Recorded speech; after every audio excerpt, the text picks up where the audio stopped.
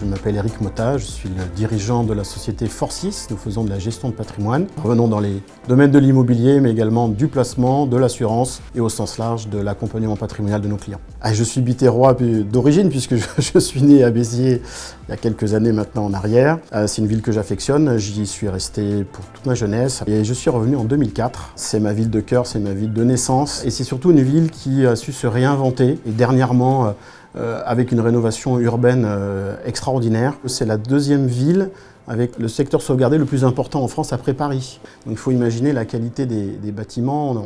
On a à peu près 80 hôtels particuliers ici à Béziers, donc on a un patrimoine extrêmement riche. Si on prend Béziers en fait et qu'on regarde une carte, on a l'impression que c'est une aile de papillon, qu'on a l'Orbe, qui est le fleuve qui traverse Béziers, et on a cette forme de papillon. Donc on peut dire qu'il y a deux grandes parties, la partie Est et la partie Ouest, et qui sont des pôles d'activité économique très importants. Donc par exemple, le plus important aujourd'hui, c'est la zone du Capiscol, qui est autour de la Devèze, pas très loin du stade de la Méditerranée où on joue au rugby, avec des milliers d'entreprises qui sont là. Et de chaque côté, vous avez la Méridienne d'un côté sur Béziers Est, et côté Béziers Ouest, vous avez de nouvelles implantations qui sont arrivées, avec de grands bâtiments pour accueillir les nouvelles entreprises. Et j'allais dire au cœur, vous avez les sociétés historiques.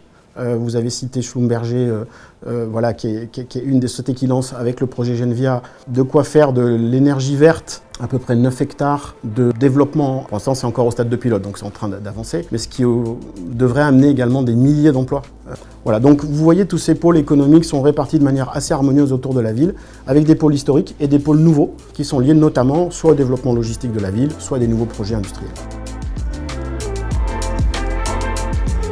Alors j'ai une double connaissance du marché locatif, j'en ai une qui est plutôt, on va dire, institutionnelle, avec les chiffres qu'on peut avoir. Il y en a une autre qui est personnelle, puisque je suis moi-même multipropriétaire ici à Béziers. Et je peux voir les tensions qu'il y a lorsque un logement se libère. Il faut savoir que Béziers est la deuxième ville de l'Hérault en termes de population, on est à 80 000 personnes aujourd'hui.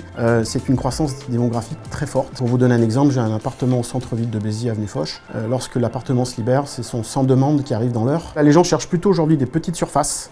T2, T3, même s'il y a toujours des familles à loger. Des appartements de qualité avec un bon rapport qualité-prix, et c'est encore ce que permet de faire Béziers. Donc cette rénovation urbaine et votre projet est hyper bien implanté. On est au cœur de ville, on est en bas des allées Paul Riquet, on est place des lieux de vie. Elle est très bien située aussi sur l'axe de l'avenue Saint-Saëns pour pouvoir sortir très rapidement de la ville ou pour aller à la mer. Donc en termes d'emplacement, en termes de typologie de logement, on est vraiment sur ce qui est demandé aujourd'hui sur Béziers. J'ai fait le pari moi-même, il y a déjà plus de 20 ans, d'investir ici à Béziers, parce que, effectivement, quand on fait de l'investissement immobilier, c'est de l'investissement de long terme, donc on parie sur l'avenir. Quels sont les critères ou les facteurs qui concourent à se dire c'est un bon placement d'investir dans l'immobilier à Béziers? J'ai parlé de la démographie. Plus la démographie est forte, plus on a une demande importante de logement. Mais au-delà de la démographie, c'est une démographie, j'allais dire, de qualité, c'est-à-dire des gens qui ont un emploi et qui peuvent se payer les loyers et investir dans l'immobilier à travers des crédits notamment. Ce qui est le cas, puisqu'on a une croissance économique assez marquée ici sur la ville. Et enfin, si on a une ville attractive sur le plan économique, sur le plan touristique, eh bien on va avoir parmi ces gens des gens qui vont aussi vouloir s'installer et profiter de la vie. Donc cette attractivité globale de la ville, indéniablement fait que j'y ai investi personnellement sur pas mal d'appartements et que je conseille naturellement à mes clients d'investir. En revanche, il faut une exigence très forte sur la qualité des biens que l'on va proposer. On ne peut pas faire de l'à peu près. Il faut s'inscrire dans cette rénovation urbaine qu'a initiée la mairie et l'aglo depuis quelques années. Les gens vont vouloir s'installer là parce que c'est beau.